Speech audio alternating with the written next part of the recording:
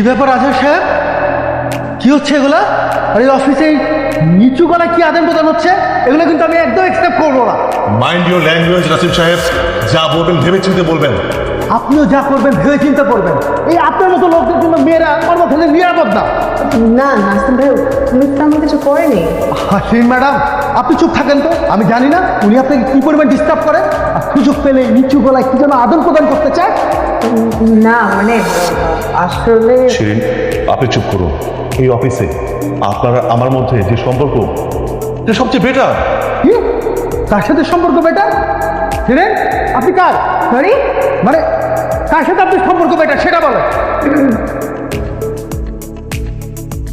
বলেন না কেন? এই দাবি এখান থেকে। কি? তুই তুই আবার কি করে বলছিস? বেয়াদব, অভদ্র, ব্যবহার জানিস না? আজকে তোরে খাইছি। তুই আমারে খাবি, আমি আজকে তোরে খাই। বাইরে হ তুই। এই বাইরে হ। তোমার সাহস, আমার রুমে এসে আমাকে খাবে। এই আমি তোমার আমি ছেড়ে দিই। স্যার, সব ব্যবস্থা, চা কফি দুধ সব খাওয়াতে পারবো স্যার। এই শোনো তুমি। এই এই